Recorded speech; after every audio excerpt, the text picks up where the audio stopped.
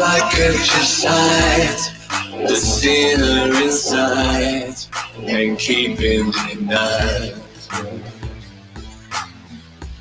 how sweet life would be if I could be free from the sinner in me. I'll never be a saint. That's not a picture that your memory paints. Not renowned for my patience, I'm not renowned for my restraint.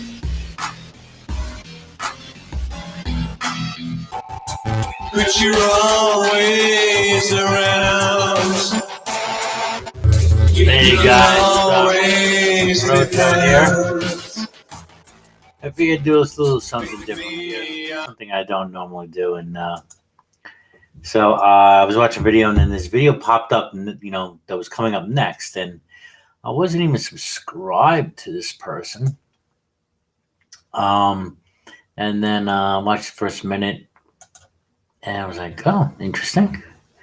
Christian talking about love, so I figured maybe we'll just listen in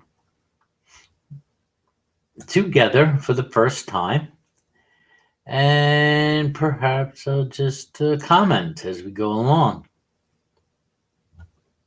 Might be something entertaining, might not be, but if anything, maybe we'll give him some subscribers. So who we got here? So let's see. Let me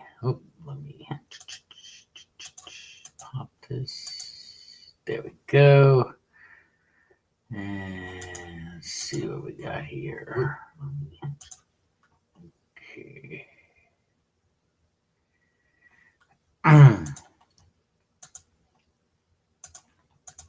Where am I? Okay. Let me just blow that up. Hopefully people can hear me. Yeah, okay. Mic's working. All righty. So, all right. This guy is what's his channel? The Rev Online. Okay. So, right off the bat, I can see, I can see he's just trying to be hip. Trying to be hip. Gotta be hip these days. Well, something the Christians have been doing for a long time anyway, trying to be hip.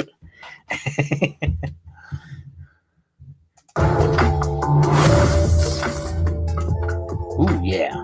J19. Does that say J19? Hey everyone, it's the Rev here. Welcome to my channel for another episode of Rev Talks. If you're new around here, don't forget, hit the subscribe button for me. Hit that little notification bell. That way you know every time we drop a video. Get in the comments. Let me know what you're thinking, what's going on. If you have any questions, comments, concerns, maybe there's something you want to hear the Rev talk about. All right, Rev. Down there. Well, nice to meet you too. I promise. All Anyway, right. guys, I got something for you just for a few moments today. I want to talk about Here we something go. that has really been What are we going to talk about? in my mind a lot because Oh, wait a minute. Wait a lately minute. you know, I'm a Can you guys hear that out there? Because I don't see the mic levels going up over there. Let's see. I'm sharing it, right? Okay. All right. Looks like, let me see. Hopefully, let me know if you hear it or not. Wait, let me, I got a better idea. Let me screen share. Let me share audio. Hopefully I can talk over it, okay? Okay, here we go. person that likes to expand my horizons and meet new folks and meet people that believe differently than me, that think differently than me, and find out ways that I can effectively share the gospel with them. And, I was recently thinking about the differences of our religion with different religions, and, and thinking about different ways different religions teach certain things at their core. When you study, for example, not necessarily maybe what, there's a lot of people that they believe Christianity teaches one thing, but really. I will say one thing. I'm glad he said that he is a religion, right? It says our religion against their religion. the Bible teaches something different, but because the preacher told them a certain thing, they believe it. You know, that's a problem in Christianity. It's actually a huge problem in Christianity, and it's just as big of a problem in Islam, and where, you know, a lot of people get a lot of their information either by something they've read or by what their preacher or their imams are telling them, not actually what their scripture teaches. And so, you know, one of the interesting things that sets Christianity apart from some religions, but really is a concept that is embraced by different types of religions around the world, is something that's very hard for us, but something I want to focus on for a few moments today while I'm talking to you. Today, I want to talk to you about the importance of learning how do I love my enemies. You know, Jesus teaches us that we are to love our enemies, to do good to those who despitefully use us. You know, he really bears out that, you know, he said it kind of this way. He's like, you know, look at the Pharisees and religious leaders who act like they're all that. Anyone can love people that love them. Anyone can treat people right when they're treated right. But one of the core... kind of a social contract, right? Do unto others as you want done unto yourself. Pretty much, to me, this is the golden rule that, like he said, every religion, this is the core of, I think, every religion for the most part, right? They'll have some kind of saying about not harming another as you would not want to be harmed. So, loving your enemies. This is going to be interesting because I don't know if he's going to bring it up, but you know, the way Yahweh dealt with enemies in the Old Testament is quite different than the way Jesus speaks of enemies in the New Testament. Fundamental kingdom changes that happens in our heart when we really embrace the message of Jesus Christ and we allow the Holy Spirit to begin to change our life, is that we have this ability when we choose to really apply what God wants to do in our life, to learn how to love our enemies and do good to those who the Bible even says would despitefully use us. So why would it actually is kind of counterintuitive to us, because, you know, there's a part of us that want to get back at people. I mean, maybe you don't want to admit that, but sometimes when someone does you wrong or someone maybe lies on you, our first reaction, if we're not careful, is to respond. And okay, Rev, maybe you'll address it, I don't know, but what about in the cases of self-defense? You know, at a point, someone breaks into your house or strikes you. How far does your love your enemies go? What do you mean, love on them? Do you mean, you know, loving them like I would love my friends? Am I to respond to them like I respond to my friends? I don't know. Just yell at them? Or give them a hug? I don't know. So, what do you exactly mean, love your enemies? And in the context of, say, again, self-defense.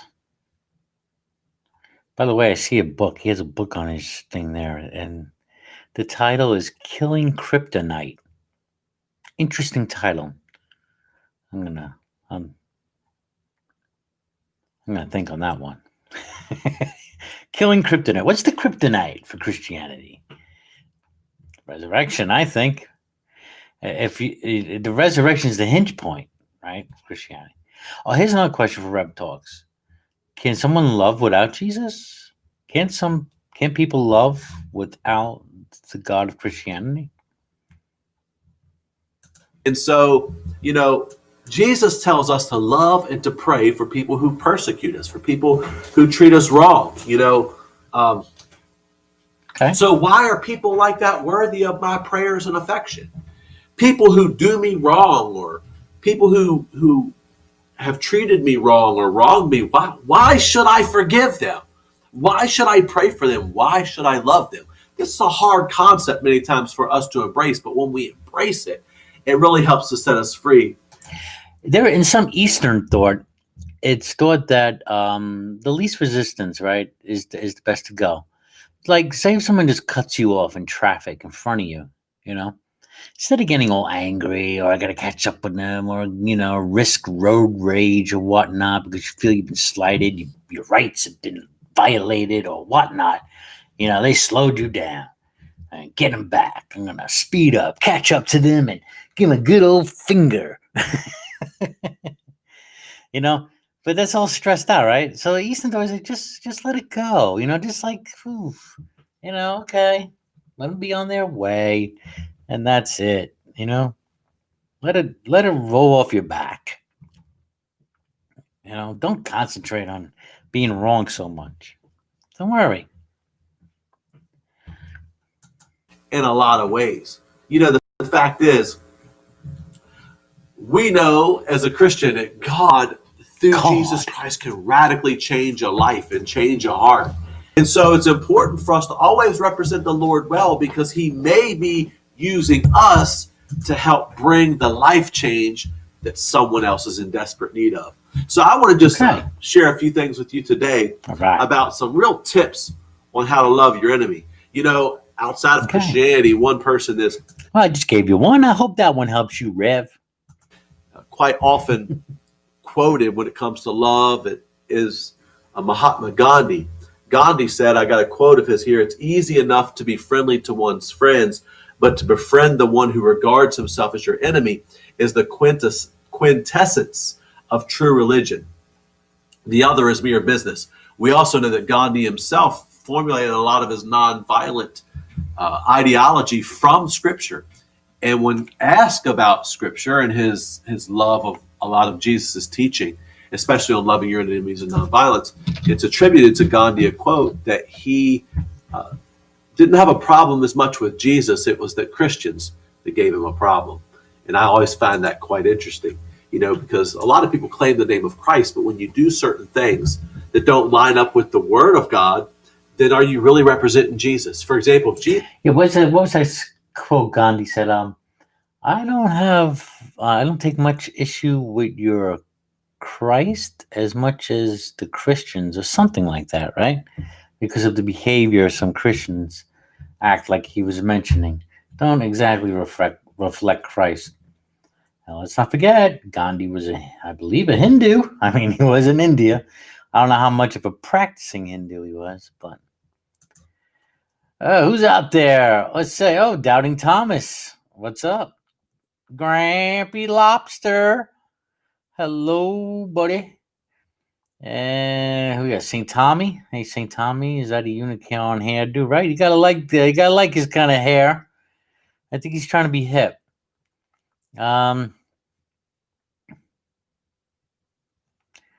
love one another is different than love thy neighbor, Tommy says. Okay.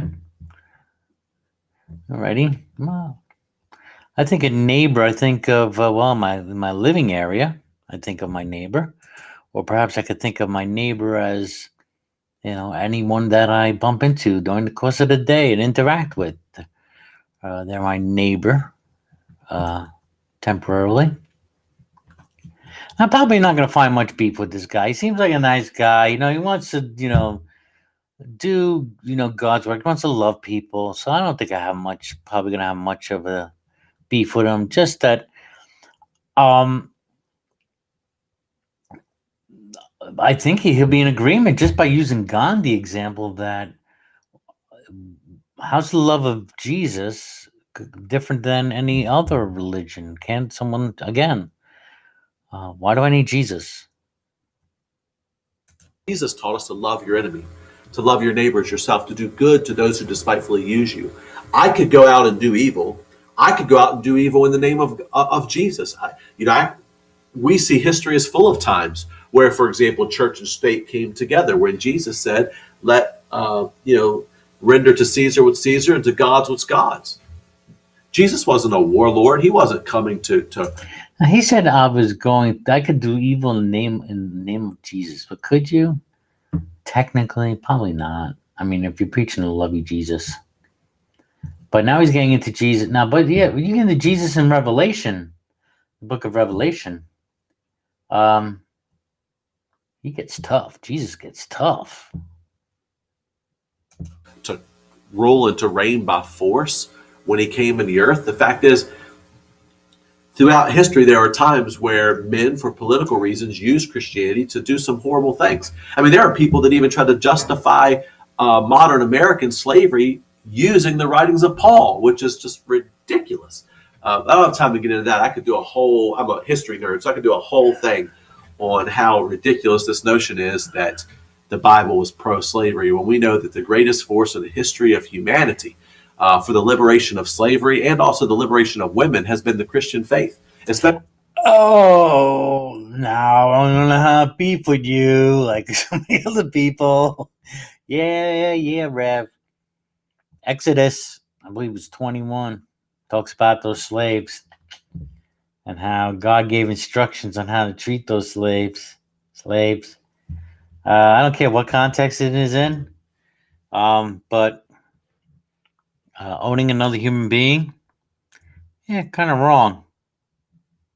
And you can say, different time back then and all that stuff, but God being God could have made it quite clear not to own anybody. And then you have the whole idea of treating, Jews, slaves different than foreign slaves. I mean, come on. We all know Yahweh's a racist. Come on, he's a racist by definition. Especially the teachings of Jesus. And we can talk more about that later through history. That's not what I'm going to focus on. Whether you're a Christian or not, you have to understand that there's some importance to a lot of the teachings of Jesus, especially this love your enemies. This is important. It can help change your life. So even if you're watching me and you're like, man, look, I ain't even a Christian. I don't even know why I'm watching this guy. Yeah. Listen. I know why I'm watching. I'm here to critique you, my friend. You seem like a nice guy. Let's go. Learning how to effectively deal with people who have wronged you can help you in a lot of areas of life. So let me give you some reasons why we should learn to love our enemies. Well, when somebody wrongs me, I mean, if it's someone I know, and it's in business or social, you should point it out to them. Yeah, you should tell them, listen, you did this thing wrong. This is how you wronged me. And if I didn't care about our, relationship, whatever relationship that is, I wouldn't even discuss it with you. But, since I value our relationship, and I feel you wronged me or hurt me, I need to tell you this. And if you're my friend, if you value the relation, if the other person values the relationship as much as you value the relationship, then they should be able to hear you out. They want to listen to you. They should be concerned that if there's any hindrance to the relationship, right? Because sometimes things are just a misunderstanding. Sometimes it's just a misinterpretation, something said. Sometimes it's like that. Now, if the person doesn't think they did something wrong, maybe they can explain themselves. And because, again, you can misunderstand something. So you have to be open to that as well. Yeah, so you can, hopefully have the freedom to express your concern, how you were wrong. They receive it, and hopefully say they're sorry. You give them a chance to repent, shall we say,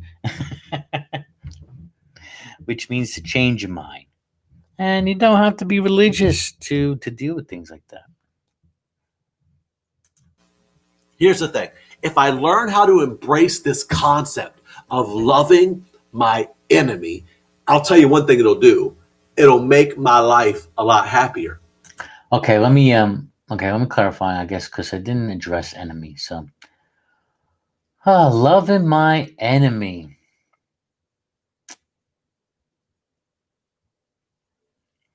It sounds like he wants me to take some kind of action.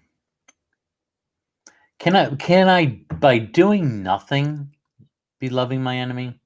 By not reacting, in same kind, am I not loving loving my enemy? I'm just not reacting. I don't let it affect me too much. Now, I mean, it all depends on the action. It all depends about context, right? Because some actions can be very detrimental and you have to act. There's no turning your cheek because your life could be on the line. Your freedoms can be at stake, your liberties, or your family can be at stake, right? So you would have to take some kind of sometimes forceful action. And yeah, Jesus does none of that, right? In the New Testament, none of that.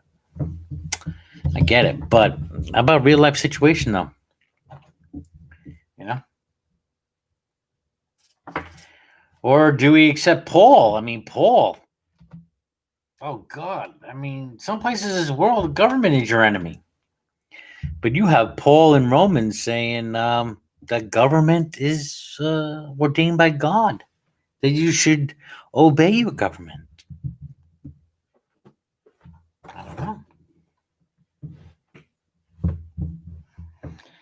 You tell me. Let me see. Let me see any comments out there. Tommy Thomas. Love your Christ. Don't like your Christians. I think that was the gist. The gist of what Gandhi said. Yep. Yep. That's what it is. Can I play a little more? Think about it. If anybody wants, you know what, since I'm about halfway through this, and I was just doing this for kind of funsy fun. Thomas, if you want to come in and add your 2 cents, say hello there, or for anyone else, there's a link. All right. So let's talk about the again. I'm not getting too much. He seems like a really nice. Look at his face. He looks like a nice guy. I hang out, have lunch with him. I'd have a drink. He might even have a beer with him. Come on. You'll be a lot happier, a lot less stressed out if you learn how to love people that don't deserve it. If you're sitting around bitter, angry, and trying to get back at people all the time, have you ever known someone like that? Hopefully you're not that person that is constantly bitter, constantly angry, that thinks the whole world is out to get them. That it's like they feel they're entitled to this life that they don't have, so it's everyone else's fault for why they are the way they are. And oh man, there's so many people like that on the internet. They don't want to take the responsibility for their own actions. But the only thing you have control over is how you react. Is how you react to someone. You have that control. And if you get bitter and angry and let somebody consume your thoughts, you're giving them power. You're handing power over to that other person by allowing your bitterness and your anger and their name and face to be in your brain all day and on your lips or whatever. You're giving them power. So you have a choice how you respond, right? Even if they weren't done wrong, here's the thing. There are some people that live their entire life sitting around waiting for somebody to come say sorry that's never coming. So I have to learn how to forgive and how to be a person that learns to love my enemies. Because here's the thing. When I allow anger or resentment, to reside in me, we kind of have a saying, you don't want people living rent free in your head. See, look, there he goes. He's saying exactly what I'm saying. You don't want people to live in your head rent free. Exactly. The fact is, some of you have people living rent free in your head, in your soul, in your heart. There are people that literally, because we refuse to let go of our right to be right, or our right to what we perceive to be justice, or justice being served for us, that when people do us wrong, we want to see, the right recompense and reward come their way.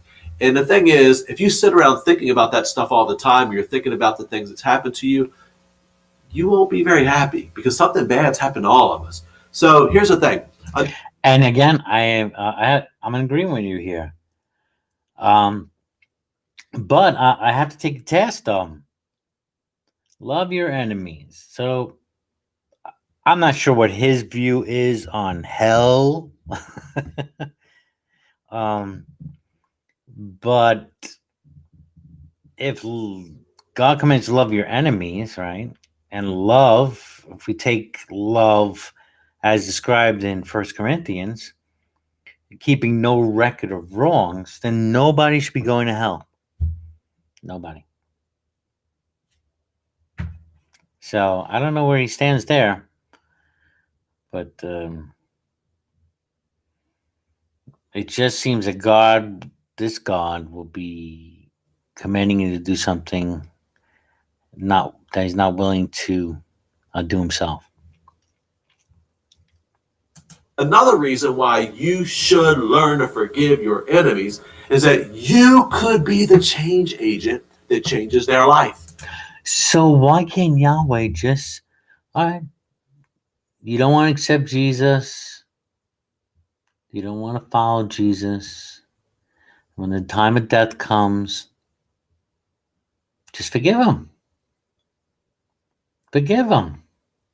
Just let him in. That actually could change them, no? What do you think?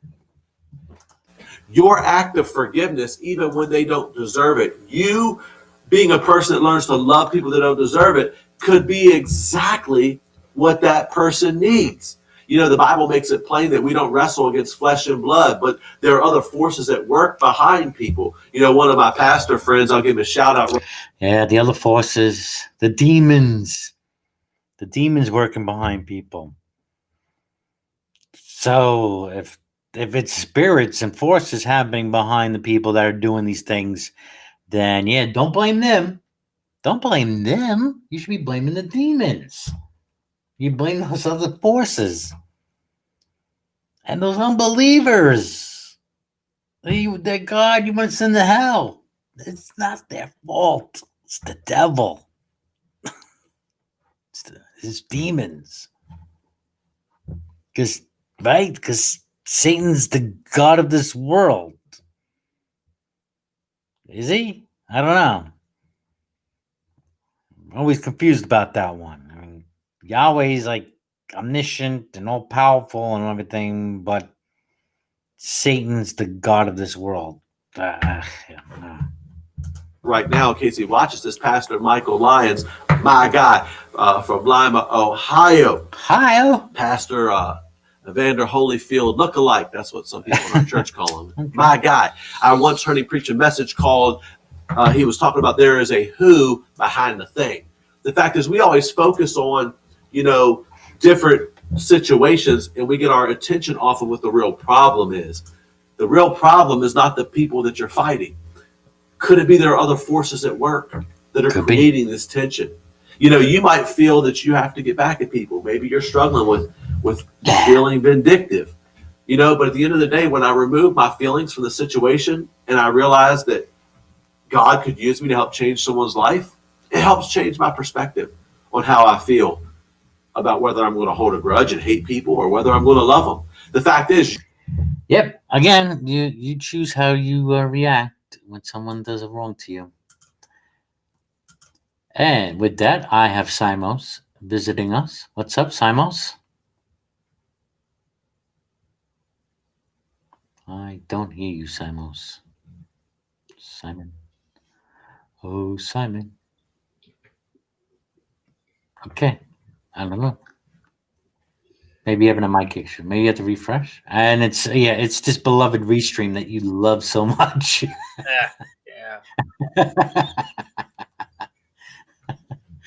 Yeah. I still don't hear you. All right. Okay. Any other comments in the outside? No. Downey Thomas, if you're still out there, want to come on in? I don't know how much more I don't know how much more he's going to say about this. I don't know how much more there is to say about this. You could literally make a friend by getting over it. Oh, you know, yeah. Today I sent a friend request out to someone I went to high school with when I was thinking about what I was going to say to you. Because I remembered something that happened that really changed my life. I had a guy come to me one time out of nowhere after hearing a message on enemies and friends and all this. And he came to me and he said, Sean, I need to apologize to you. And I was like, apologize to me? You don't even know me. Like, I barely even knew this guy. What did you ever do to Something me? happened in school. Quite frankly, he said, I don't like you. and I didn't like you. And I'm thinking, how do you not like me when you don't even know me? And something had happened along the way that caused this guy to view me as an enemy. And it was just interesting. Now I was kind of the new guy on the block, the new guy in school. So maybe something happened. I don't know. Maybe a girl started liking me. I don't know what caused it. Okay. But the fact is, he didn't like me and didn't even know me. And after that, we became really good friends. That's You know nice. what? You could be missing out on someone you could be a good friend with That's true. if you just learn how to love people that you perceive to be an enemy. I believe Another that. thing is, you said That can happen. That can happen sometimes. Misunderstanding. That's all it turns out to be.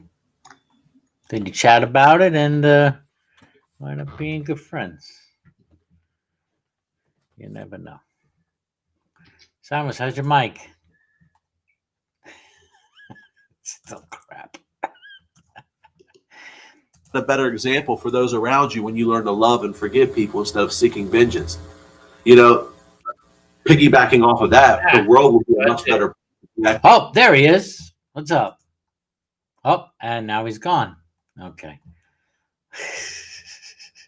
Actually apply the teachings of Jesus across the board into our lives with people. Society itself.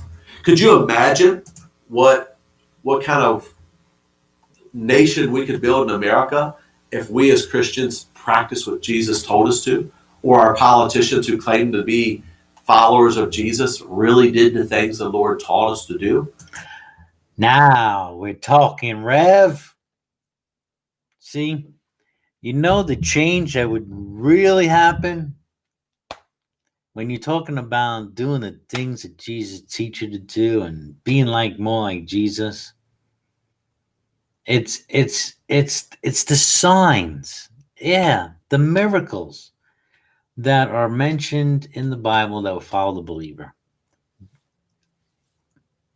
I bet you would change a lot of people's minds, or at least let them think twice. You know, the unbeliever, you let them think twice about Christianity if we saw some miracles, some signs, as mentioned. Yeah. It would be better for society, and I dare say it'd be better for the whole world. Yeah, behold. Hey, about curing COVID. Get rid of COVID. Yahweh, get rid of COVID. That would be for the best for the whole world. Well, the whole world's affected by it right now. Yahweh can, come on the internets to say that he's going to take care of COVID, to prove his existence. I'm going to prove I'm still here. I haven't forgotten you, my children, the world. I'm here just like I'm back, because Jesus loved the world, right? God so loved the world that he can cure it of COVID. Hello, good evening. Can you hear me? Yes, there we are, Simon. Hey, yeah, finally I managed to get in. Yeah, just on this point, I'm not so sure we really want to see Jeebus again in a hurry, because it does mean the destruction of this world. Just to point that out. I mean, COVID could be one of the signs that the Jeebus is coming back. One of the end time signs, right? Yeah, think confusion, war, pestilence, anything bad, anything you can think of that you think is bad, that's probably going to be one of the signs. Yeah. They keep pointing to that, right? The wars and rumors of wars. God mockers. That's another sign, right? God mockers, right? God mockers. Yes. Idolaters. Adulterers. Yeah. As in the days of Noah. Accountants. Taxmen. Fire-breathing whores. Fire-breathing whores. Okay. These are all signs. I'm just pointing that out. These are all signs. Yeah. And so do we really want that? I mean, I'm not sure we do. I don't know, Simon, but can't we just... It would be nice to see a miracle or two, no? Well, I'll be honest with you. speaking in my very softest voice, my very softest tone, Yes. every baby is a miracle. Every tree, every blade of grass, every river, and just when we'd given up, my father found an accountant that could sort his books out. Oh, It's a miracle. miracle. Okay. Oh. But in seriousness, wouldn't a miracle or two? In seriousness, yeah. I mean, obviously. I mean, you know, if David Blaine wasn't enough, then maybe, yeah, Jesus would be better, obviously. As Ali G says, right? If you've got it, flaunt it. Right? Where he's not doing it, God hasn't been doing any flaunting. Right? So does he have it? That's the question. Does he really have it if he's not flaunting it? Yeah. Being selfish. Yeah, exactly. Selfish. Ali G's example, you know, is his mate Dave, who's got a 9-incher. He gets it out all the time, Ali G says. God. What do you think about this idea of loving your enemies? Yeah, loving your enemies. I mean, the Hitchens response, of course, was quite telling, I think.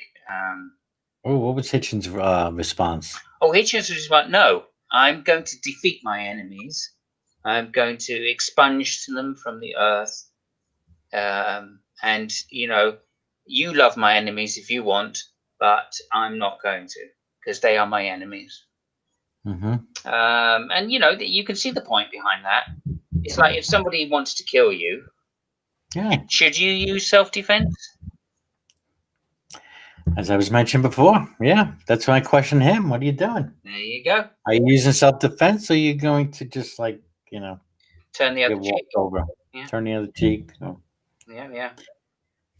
Well, I won't get No, we won't go down that turning the cheek metaphor. Yeah. But what we will do is just to say, you know, if you've been slapped on a cheek, you offer the second cheek. Fair enough. That's a laudable thing to do, is not to rise to violence, not to respond with violence to violence. I think that's laudable, and it's been shown that against authority, that's probably the best thing to do. And this is the difference. Yeah. Right? Is if violence is shown to us by authority, then of course, you know, turn the other cheek. That's fair enough. Nobody's expecting anybody to be beyond a hero. And that's probably what Jesus was kind of saying there. Of course, you know, which would have been wise in some cases, right? Of course it's wise. Of course it's wise. You get together with all your buddies in the tribe, okay? Mm-hmm. And then you get together, you all, like, you know, make some fancy clothes which all match, and then you fly yourselves out to the foreign country and you fuck them up, right? With your big weapons. That's what you do when it's authority showing you some you know, some violence. You respond in that kind of way. And of course, the Christians, in inverted commas, have such a thing as called a just war, whatever that is. Right? And how does that just war theory? How the hell does that go with turn the other cheek? See, they pick and choose. They pick and choose their little scriptural gems. They pick and choose them. Huh? Right? And so I think Jesus is talking bullshit when he says stuff like this. And that's the best stuff he says. Let me just say that. All the rest of the shit is just far worse. Slaves, you know, treat one another, even the ones that fuck you up. Yeah. You know, again, I'm paraphrasing. He never said fuck him up. Fuck him. No, but fuck him. If he's going to tell slaves to treat their masters well and obey their masters, even when they treat them badly. I mean, that's just ridiculous. You know, again, do you turn the other cheek? No, you don't turn the other cheek. You only do that when it's authority. Yeah. Yeah, no, that's how we live our lives. That's We can live another day. that is the American way, should I say? Okay, sorry, that's my rant done for the little. Okay. Carry on. I Let me say some more I'll rubbish. carry on. We'll rant in a See minute. what other crap he's gonna say. Let's see. What do you think that book he has that book there on the shelf there, and it's called Killing Kryptonite. Yeah, again, it's do a you think metaphor which doesn't work, right? Because kryptonite itself is a metaphor. So Yeah. you're killing a metaphor. What the are you talking about? No, killing kryptonite, even when we take it as a metaphor, you're just saying, no, we're getting rid of superstition, right? Because that's what kryptonite is, right? That's the metaphor of kryptonite, is that it's this thing that can, this magic thing which weakens you. You see what I mean? So you're saying, well, you're getting rid of the thing, the imaginary thing that can weaken you. And that's nonsense, isn't it, really? It defeats the purpose of having the metaphor in the first place. Have I dropped out or something? No, I was you still there? Yeah, I'm still here, but Restream has decided to stop giving me any information. No, I just wanted to I was quickly finding this book. It got me curious now what this book was about. Okay, good. Killing Kryptonite by John Bevere. Just like Superman, who can leap over any hurdle and defeat every foe, followers of Christ have the supernatural ability to conquer the challenges we face. But the problem for both Superman and us is there's a kryptonite that steals our strength. Of course, both Superman and Kryptonite are fictional. They are. But spiritual kryptonite is not. Can we just stop there? Can we just stop for a moment there? Because where it says, but followers of Christ have the supernatural ability to conquer the challenges we face. Mm-hmm. Tell that to the martyrs. Yeah. Yeah, tell that to the martyrs. But Simon, they had the supernatural ability to face death and just to suck it up. Yeah, that's the point, isn't it? That's what it was. Yeah. Not that the Romans didn't also have stoicism, but yeah. Okay. I just gotta love this. Of course, both Superman and Kryptonite are fictional. Of course. God. It's a metaphor. But spiritual metaphors are not. Does that make any sense at all? I mean, when you put it as a metaphor instead of supernatural, instead of kryptonite, it doesn't make any fucking sense at all. Does it? I gotta love these authors. You really have. Mm-hmm. They just. Oh, it's an audio CD. They couldn't even be bothered to type it out.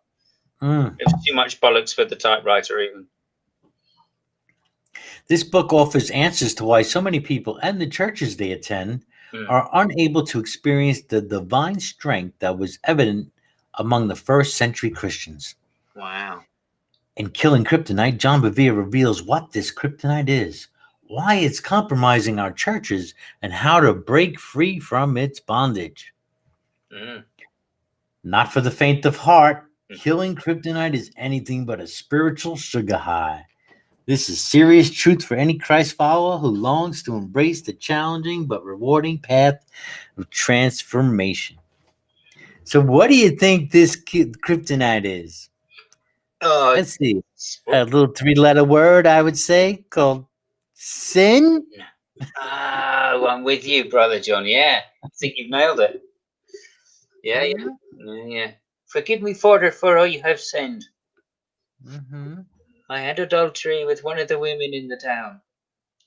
Well, tell me her name. Well, I couldn't do that for you, Father. Oh, now you must tell me her name so I can give you forgiveness. Oh, no, I'm afraid I couldn't tell you the name of the lady there. Not at all. Well, was it Mrs. Paddy from the butcher's? No, Father, it was Mrs. Paddy. Well, you must tell me that. I couldn't tell you the name there, Father. Okay, was it Mrs. McLeod from the Fishmongers?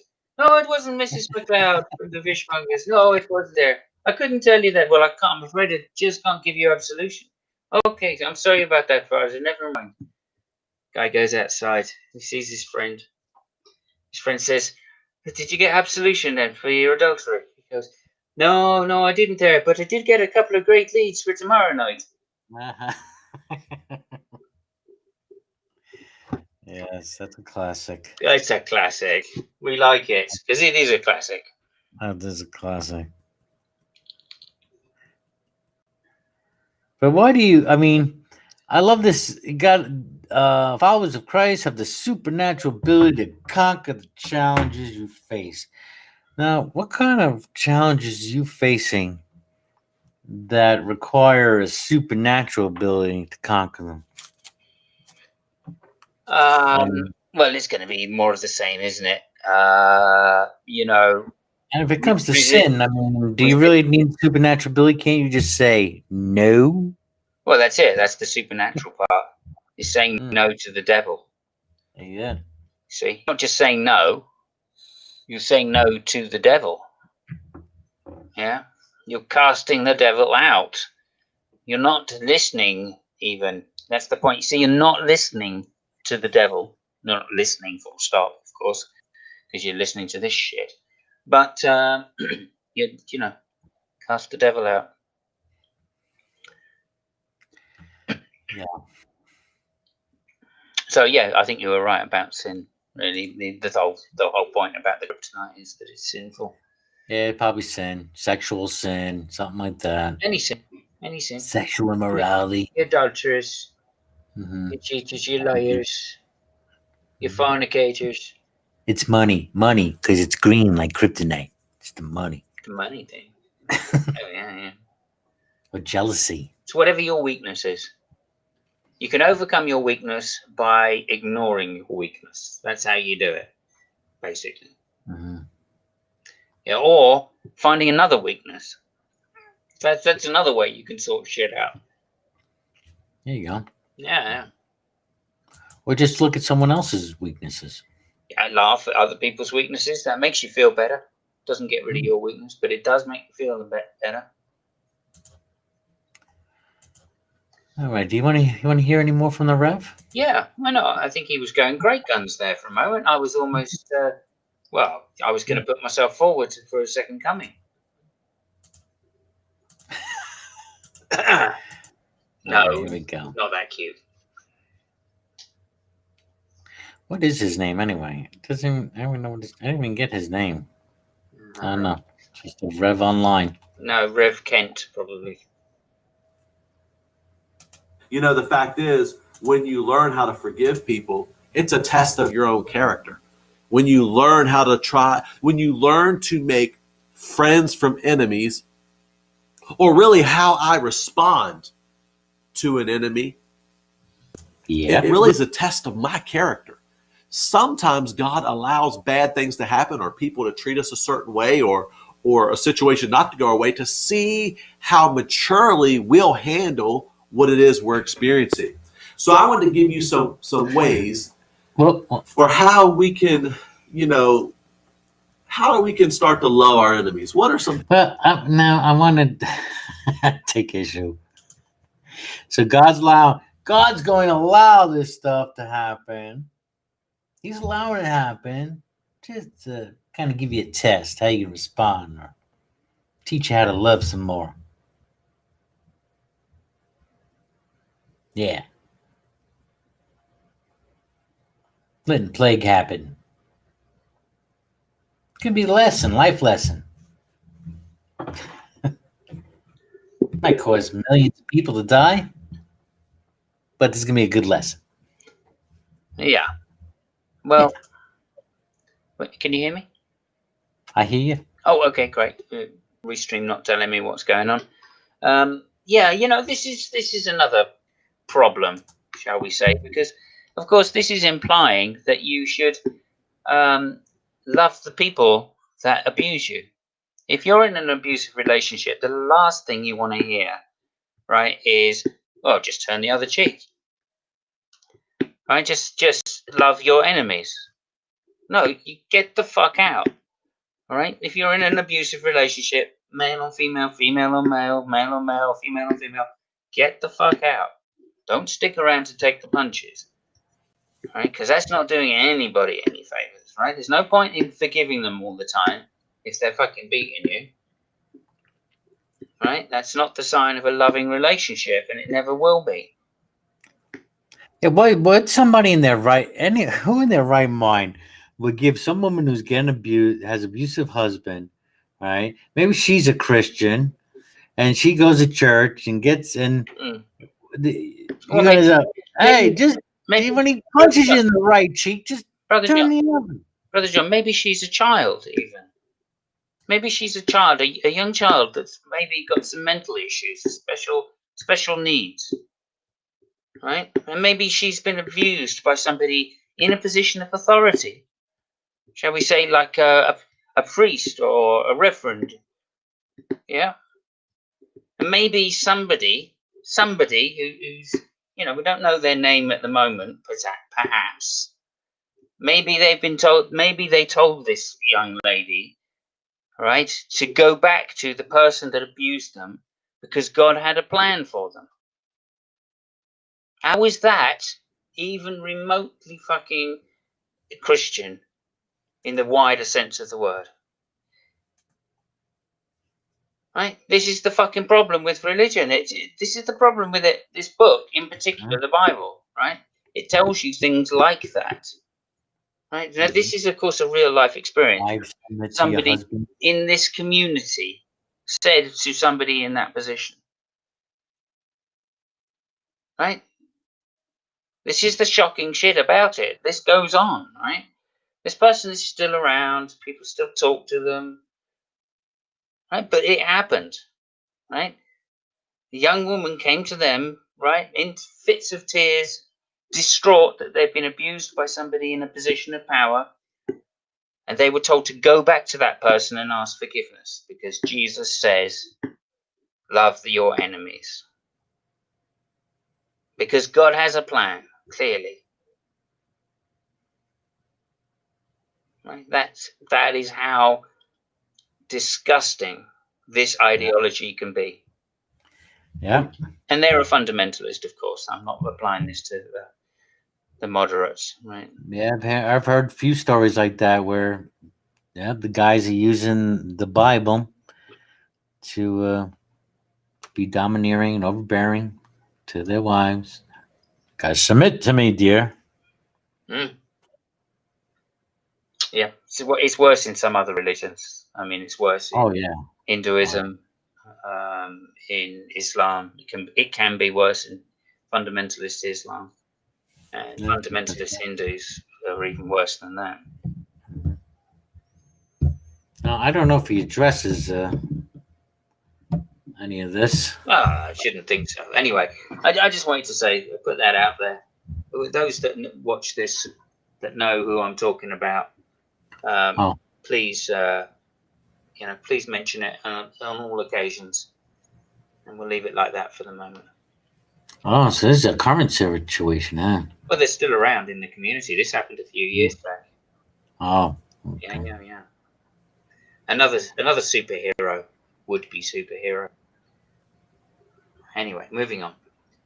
Things I can do. First and foremost, when I experience a bad situation or I feel like I have an enemy or I'm thinking about a person I perceive as an enemy or someone who's done me wrong, first thing that I need to do is learn how to detach myself from the moment. Oh, sorry about that. I forgot to turn my phone off if you guys heard that. Apologize. Better check. That's the wife. I don't want to make an enemy out of Pastor Crystal. But here's the thing. I got to detach myself from my feelings because sometimes when your feelings are hurt, you don't approach people the right way. So sometimes I have to learn here's the thing. It's a key to life. When I come into the kingdom, Paul said it this way. He said, I die daily. Life is no longer all about me. It's not about me, what I'm getting and all this type of thing. We have to learn how to live for others and here's the thing.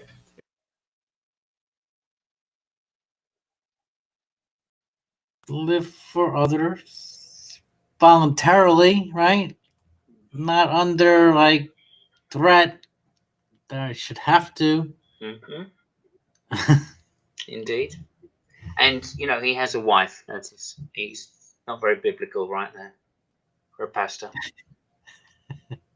And she's a pastor. I mean, that, again, not very biblical. Not very biblical. I heard that. Yeah, she's a pastor too. I think he may not be everything he's cracking himself up to be. Well, hopefully she's only a pastor over the women. Okay, maybe she'd get away with it. I don't know. Yeah, good point. Good point. Thank you, Brother John, for correcting me there. If someone has done something to you or someone you love or to someone else, I have to learn how to see the situation appropriately and remove my emotions from it, because if my emotions are in it, many times I can't operate in forgiveness. Because quite frankly, especially when you're hurt or you're angry, I tell our church all the time that, for example, when your heart gets broke or something happens to you, when your heart's broke, your head don't work. So the fact is, when your heart's broken, you're emotional, you'll make bad decisions quickly. Another way that you learn how to forgive. Just gonna say I agree. Well, I mean, of course, when he's using when your heart's broke as a metaphor, right, for being emotionally unstable. Okay. Yeah. So, yeah. Feelings, when you're being emotionally unstable, right, then reacting emotionally is probably not the greatest idea. But just because you have an emotion doesn't mean you're unstable. You might be having that emotion because it's completely justified, right? And like I'm saying, if you're in an abusive relationship, right, emotionally you're torn, aren't you? Right? You want to forgive because it's the person that you allegedly love. All right, but you need not to, right? You need to get out of it, right? And emotion and feeling could be very helpful. That's exactly the opposite, isn't it, of what he's saying? He's saying, well, no, take yourself out. Don't react emotionally, right, to this violence that's being done upon you, right? And think about it, and then you'll remember, oh, yeah, well, you married them and you've loved them for 20 years, and, it was only a couple of beatings every now and again. Right, and you start justifying it. Right. No, you want to act emotionally in that unstable moment, in inverted commas, right, and say, no, fuck you. I'm not letting somebody just beat the shit out of me all the time. That's fucking ridiculous. I'm getting out of here. Right. So again, we have emotions for a reason, right? They're not there because we should ignore them. Right. Clearly, some situations, right, it makes it more difficult to act. Okay. And of course, in those moments that I'm talking about, maybe you want to act violently back, and that isn't what I'm talking about. And I'm talking about using the emotions to think about what you need to do to avoid the situation in the future, and then do something practical about it. And that doesn't mean beating the shit out of someone. Clearly. Right, but you should take notice of it. Right, you should say, right, what have I got to do to avoid feeling this fucked up in the future, this emotionally tied in the future, this emotionally conflicted? How can I avoid that in the future? Well, if I stay here, yeah, I'm going to have the good times, but I'm not going to avoid getting messed up in the future when it happens again.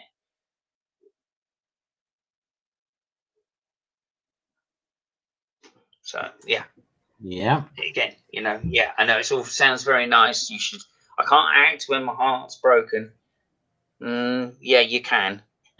You can act. Right? It might be broken for a reason. And going back to them. Yeah, why? Ask yourself why. Yeah, it's not the right thing. Going back to them because your heart's broken? No, that can't be right. Just because you're emotionally unstable, going, well, I'll forgive them because I don't really know what's going to happen in the future, or I'm scared of the future on my own. However you want to put it. That's the bullshit side that these guys just want to ignore. Right? No, we have emotions for a reason. We've evolved with these emotions. They're really strong because they're strong imperatives on helping us survive. Anyway, another rant over. Thank you.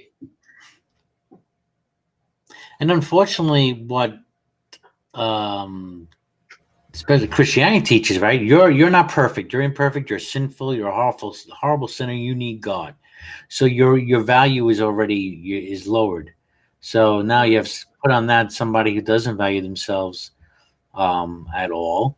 On top of that, from childhood, whatnot, abandonment issues, and then now that just opens it you up to be in a very bad relationship, with the man who can, whoever your partner can take advantage of. Happens both ways. Yeah, Men yeah. on women, women on men. Happens all ways. Yeah, but most of the cases are guys. It's going to be guys. I don't know. I'm not sure about that. When it comes to, I say, like, okay, physical abuse. No, I think women get away with a lot more physical abuse than they don't get called out for it. Mm-hmm. That would be my guess. So we're not going to know, but for sure, for women that are in abusive relationships like that, then they need to remove themselves from the situation for a short period of time and then think about what's best to do. And that's really difficult. It's still difficult to leave, but that person that's beating you is mentally, scarred. They gotta know they have a place to go. Yeah, that is one. That's the thing, that they could be safe. Mm-hmm. Yeah. But then again, I don't know. People threaten their families and stuff. You leave, you say anything. Yeah. Threaten their children. Yeah. Crazy. Yeah. It's all right. Let's see. It's a fucked up world, no doubt about it. And if we, if these people that were that fucked up were all atheists, I would believe in God in a heartbeat, right? But they're not. The majority of these people, of course, claim to be God believers. They claim to speak like this guy speaks, with Jesus in their heart. And it's these emotional things where the devil gets inside them and they act not like, and they'll blame it on the devil, right? They don't take responsibility for them themselves, right? Another fucking huge issue with saying, oh, Jesus is the man, the head honcho, the grand fromage, big cheese. That's a problem with it. It's because it gives you this out for bad behavior, right? You could say, well, it wasn't me, I didn't do good, it was Jesus that did it, in this humble way, right? Knowing that people look upon you as being a good person, and that's as good as saying I did it, right? But when it comes to, oh yeah, okay, so I cut up 5 virgins, but it was the devil. I didn't do that, it was the devil. Oh yeah, okay, well, it was the devil. We'll just give you a bit of holy water, a bit of exorcism. No problem. Yeah. Do you want to come around and babysit for my 3 virgins? Yeah, no problem. Fucking crazy.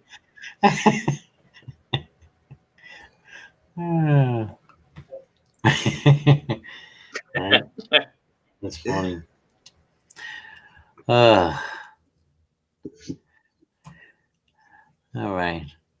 I think let me see. I'll go maybe another minute. And we're not saying if anyone's just coming in, this guy, we're not talking about this guy's not, we're not saying this guy's abusive to his wife at all.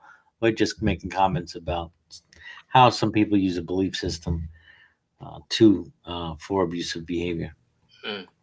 And we're saying his advice is an apologetic for abusive people. Of your enemies is start to try your best, as hard as it may be, to put yourself in their shoes. Maybe they view you a certain way. Maybe they've done certain things because of how they were raised, things that they've seen, things that happened to them, hurting people, hurt people. I don't know. But when we learn how to empathize with people, it helps us to find. You know what I'm not hearing? What I'm not hearing so far, though, is making people accountable for their actions. Yeah. Confronting them.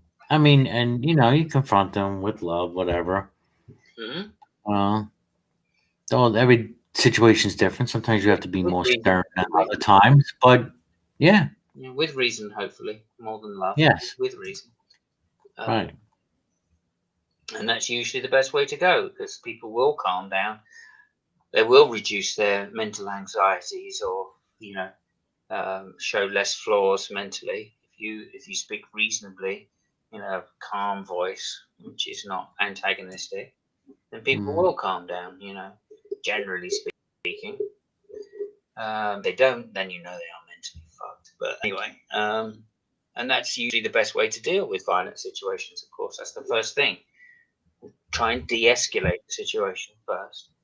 No. And that's what he should be saying. He should be saying, "Look, take responsibility.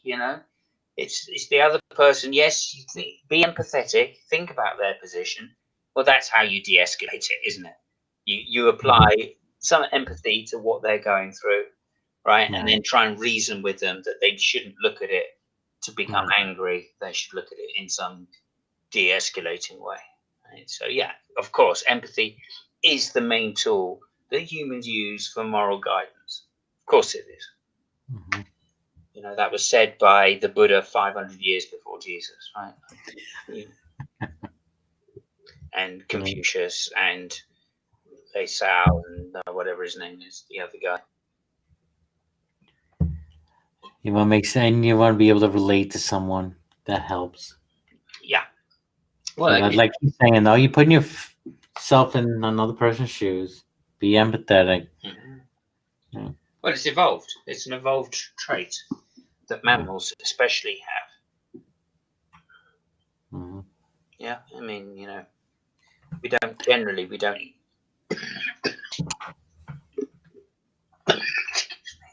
Ooh. You right? Uh-oh. Hello? Okay, I see that your avatar, Simon, is like as if you were talking, but I don't hear you. There's no green, the dots are not moving. That's weird. Yeah, I don't know what happened. Maybe refresh again. It's not me, is it? No, I don't have anything muted here. All right. All right, let him fix that. Let's see what else he's going to say here, because we are going a little longer. Find that place where we can forgive, move on, and make a friend out of someone who's an enemy. And another, to piggyback off of that as well, we have to learn to seek to understand, not just, understand why people are the way that they are. Really try to understand people, not because I want to, but because it's the right thing to do for me to move on. Because at the end of the day, when I allow myself to not forgive and to hold on to bitterness and to keep people in my life that I perceive to be enemies, I really find myself imprisoned. There are people in my life who, I have family members, for example, that do not have the relationship with me that I would like to have. And the truth is, we're... Okay, sorry about that. I just had a bit of a coughing fit. It's okay.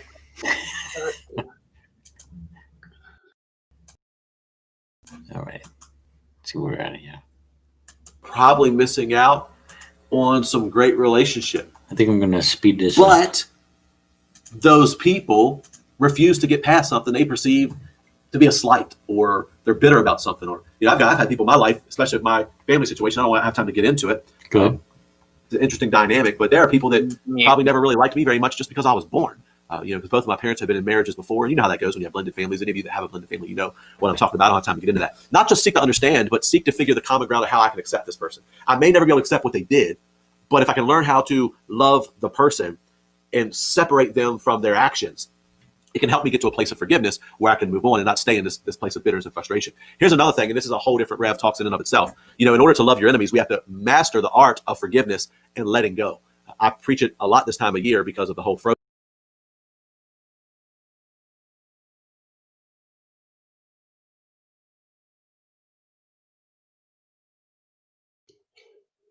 I wonder if he's ever learned to forgive his barber.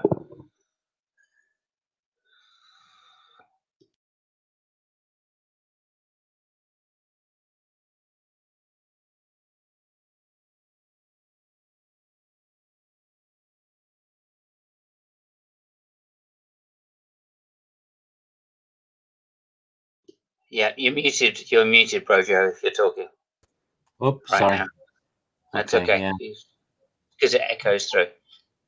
Has Yeah, he that's forgiven what. his barber?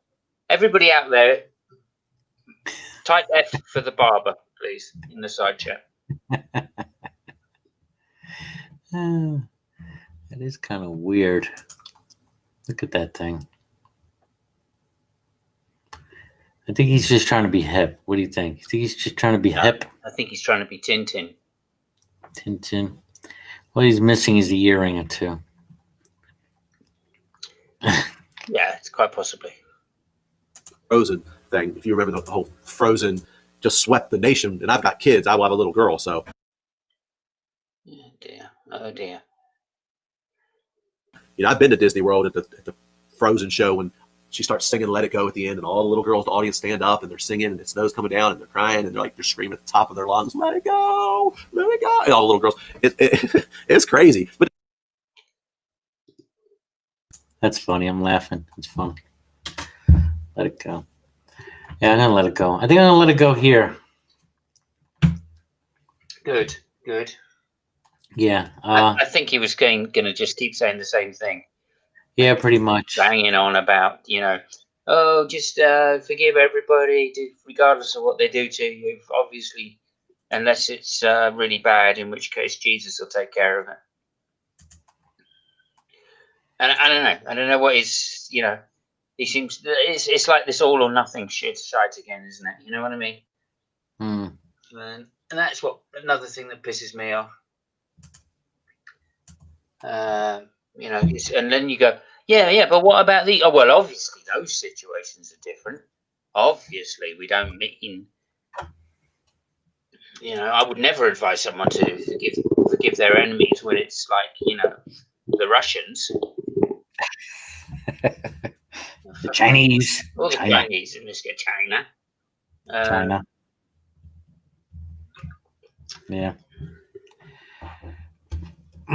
So, I don't know. I don't know what he's saying half the time anyway, you know what I mean? It's like, I don't think he really knows.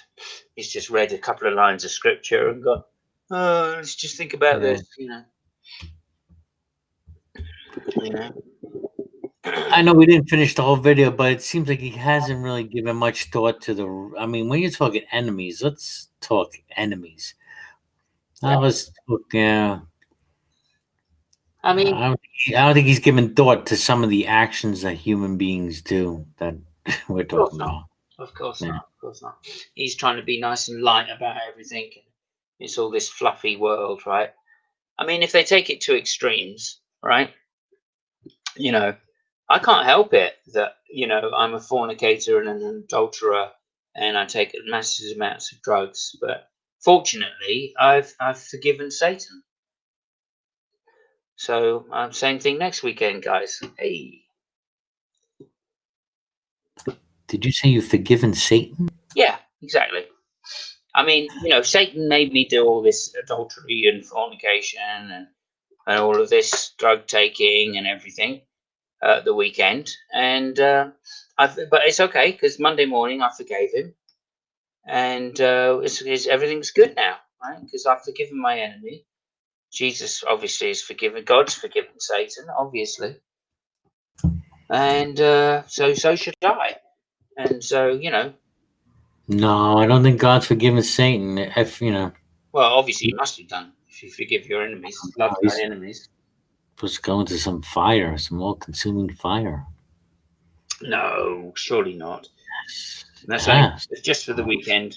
That's what I'm saying.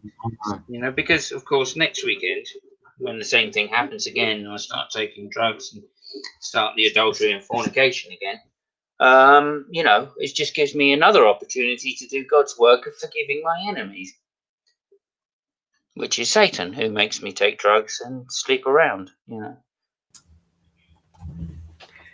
That bloody serpent.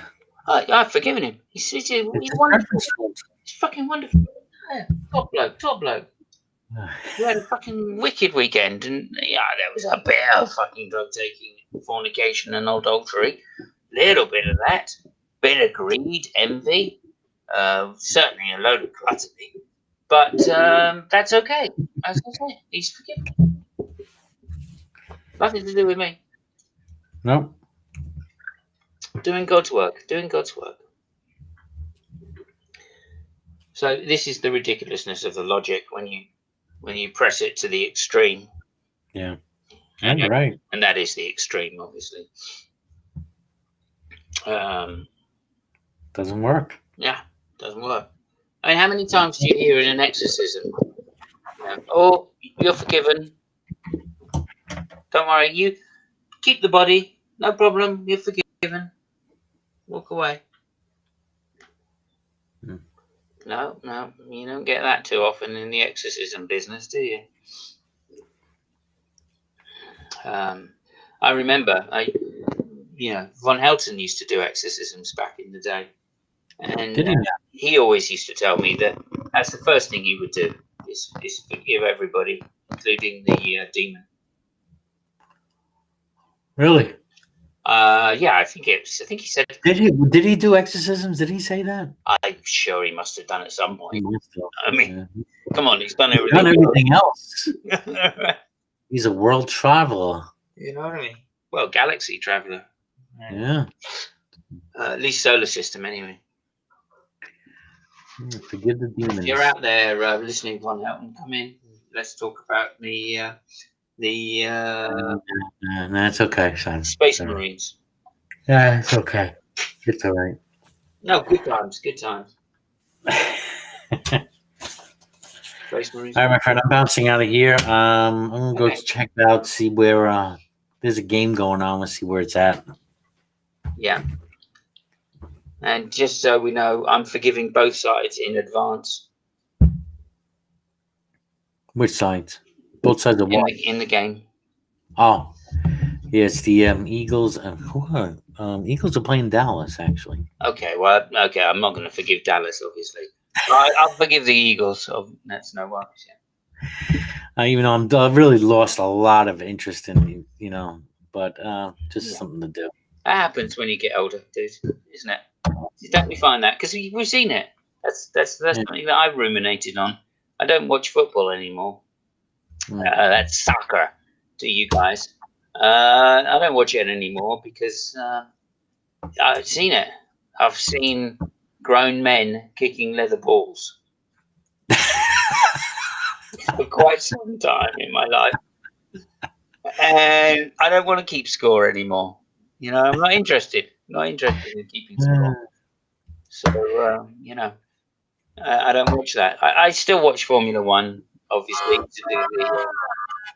to do the podcast with Fabio on Monday evenings, about 9 o'clock, 9:30 GMT. Tune in to Simus Funk. I'll leave a link in the comments below. There you go. And thank you so much for having me on, Roger. And Thanks for dropping by. I just want to say I forgive you. I forgive you too. Thank you. Yeah. And again, not really trying to be hard on that guy, but I think we agree with good half of what he's saying. Guy, Seems like a nice guy. He's married. He's going to need all the forgiveness he can find. When this kid grows up to be a teenager and starts bringing back the biggest, baddest, tattooed guys that she can find from his daddy off, he's going to need some forgiveness. So. Oh yeah. Okay. All right. Good night, everybody. Good night.